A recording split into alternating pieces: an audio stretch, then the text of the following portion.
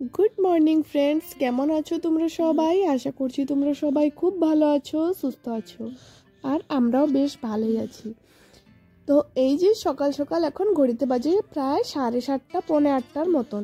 আর সোনা বাবাটা বাইরে, দেখতেই পারছো, ঘুম থেকে উঠে সোজা বাইরের দিকে চলে আসছে।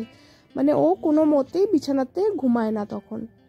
তারপরে আমার হাজব্যান্ড ওকে রেডি করিয়ে বাইরে বের করিয়ে দিয়েছে। দেখো কি সুন্দর খেলছিল।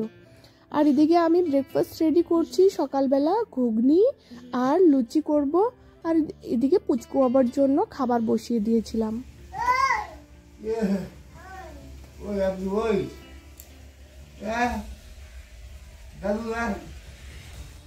আর আজকে একটু লেট হয়ে গেছিল, তাই দেখো এদিকে রান্নাও করছি আর সঙ্গে চাও খাচ্ছি। না হলে কি হবে, চা ঠান্ডা হয়ে যাবে, তার জন্য গরম গরমই চা খাচ্ছি। আর এদিকে ঘুগনিটাও করে নিচ্ছি।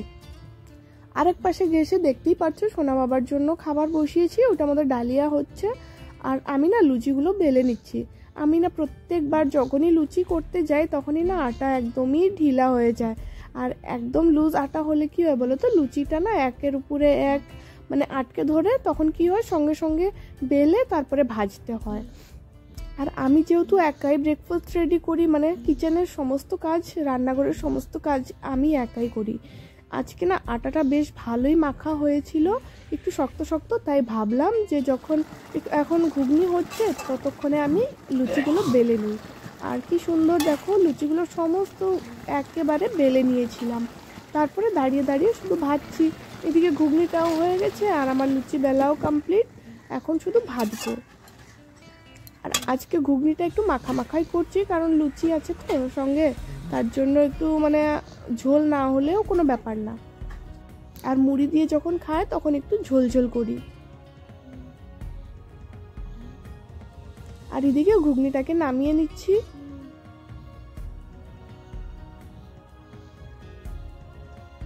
ভাবছিলাম এক কড়াইতে ঘুগনি করব আর এক পাশে লুচি ভেজে নেব। তারপরে ভাবলাম যেহেতু আটাটাও বেশ ভালোই মাখা হয়েছে আর দু গ্যাস একবারেই বন্ধ এখন, তাই লুচিগুলোকে বেলে নিয়েছিলাম। আর দেখো ওদিকে সোনা বাবা মানে প্রত্যেক দিন কী করে, আমার বাবা বাইরে রোদের মধ্যে একটা পার্টি পাতে, ওখানেই ও রুটি খাওয়া দেখে আমাদেরকে। আর আজকে ওর বাবা যখনই ওটা মানে পাচ্ছে তখনই ও মানে আসছে, আসার পরের থেকেই বলছে যে রুটি দাও রুটি দাও। তারপরে ওকে কি করলাম, একটুখানি ছিঁড়ে দিলাম হাতে। আর এদিকে দেখো লুচিগুলো কি সুন্দর ফুল ছিল। আর যখন এরকম ফুলকো ফুলকো লুচি হয় না, কি সুন্দর লাগে, মানে মনটা খুবই আনন্দ লাগে, মনে খুবই আনন্দ লাগে। আর সবগুলোই প্রায় ফুলেছিল, কয়েকটা ফুলেনি। আর আমার তো ঘুগনি দিয়ে লুচি দিয়ে খেতেই বেশ ভালো লাগে, মুড়ি দিয়ে না একদমই খেতে ভালো লাগে না। পরোটা হলেও খাওয়া যায়, কিন্তু মুড়ি দিয়ে আমার একদমই খেতে ইচ্ছে করে না।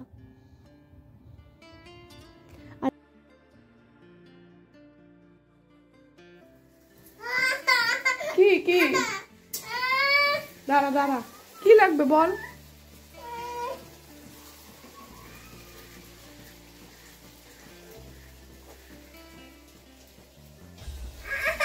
কি লাগবে?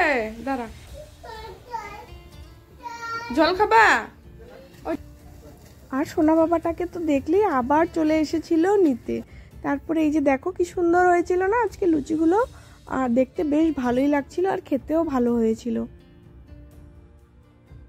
এখন এই যে বাইরে রোদ্রের মধ্যে নিয়ে বসে পড়েছি, এখন এখানে বসে একটু খাবো আর একটু গল্প করবো।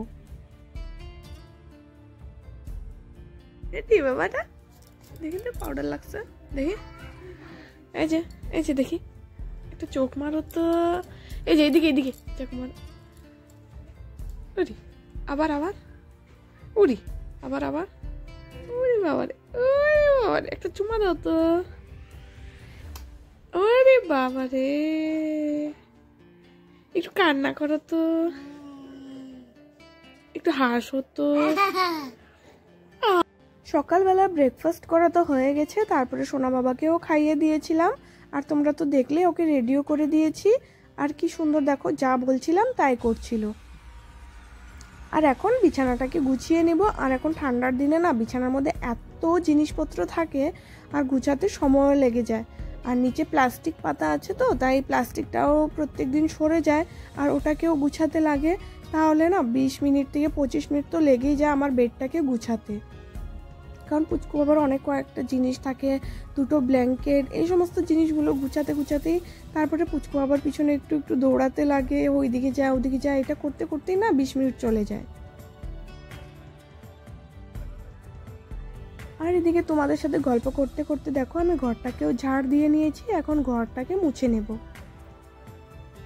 আর ঘরের মধ্যে এখন এত তামজাম থাকে, এই যে দেখো পুচকু বাবার খেলনা এই দরজার পিছনে বাক্সটার মধ্যে রাখি, আর ও প্রত্যেক দিন এই বাক্সটাকে নিয়ে খেলাধুলো করে আবার এটার মধ্যেই ভরে রাখে। আর এখন আমার স্নান করা হয়ে গেছে আর আমি দেখো রুমে চলে আসলাম। আর ও দেখো ড্রেসিং টেবিলটা এখন না টেনে খুলে নেয়, আর খোলার সঙ্গে সঙ্গে ও কী করবে, আমার টিপটা নিয়ে মানে খেলবে, টিপটাকে নিয়ে ও উঠাবে, মানে আবার লাগাবে, এই সমস্ত কাজই ও করে ড্রেসিং টেবিলের এখানে এসে। চলে আসলাম রান্নাঘরে। আর আজকে না মানডে, আমার হাজব্যান্ডের আর শ্বশুরমশাইয়ের তো দোকান বন্ধ, কি করব বলো, ওদের তো দোকান বন্ধ, ওদের তো আজকে ছুটি। কিন্তু একজন গৃহবধূদের কোনোদিনও ছুটি হয় না, প্রত্যেক দিন ওদের কাজ করতেই হয়, যতই শরীর খারাপ হোক না কেন, যতই কিছু হয়ে যাক না কেন, ওদের কিন্তু কাজ করতেই হয়, মানে আমাদের কাজ করতেই লাগে আমাদেরকে।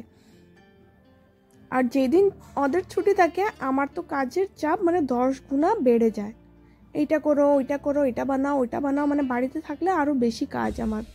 ওদিন খেতে খেতেও না অনেকটা লেট হয়ে যায় দুপুরবেলা। এইদিকে আমি রান্না বান্না করছি আর সোনা বাবা ওদিকে দেখো জানলার ওদিকে বসে ও ঠাকুমা ওকে স্নান করাচ্ছে।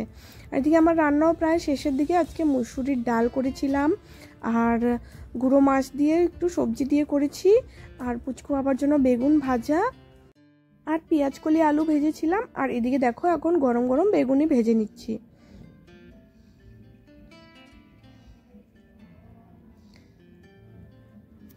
তো বন্ধুরা দেখা হচ্ছে তোমাদের সাথে নেক্সট একটা ভিডিওতে, ততক্ষণের জন্য সবাই ভালো থেকো, সুস্থ থেকো।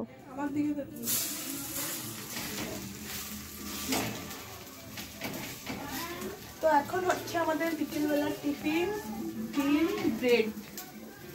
তো ব্লগটা তো এন্ড করে দিয়েছিলাম, মানে বলে দিয়েছিলাম, তারপরে দেখো এই যে বিকেলবেলা আজকে আবার দেখো কত চাপ, মানে প্রত্যেক সোমবারে আমার বিকেলবেলা মানে এই টিফিন বানাতেই অনেকটা সময় চলে যায়। যে আজকে যেমন ব্রেড দিয়ে ডিম দিয়ে বানাচ্ছি, কারণ ওরা বাড়িতে আছে, বললাম তোমাদেরকে আগেই যে যখন মানে যেদিনই ওদের ছুটি থাকে আমার কাজের চাপ 10 গুণাই বেড়ে যায়।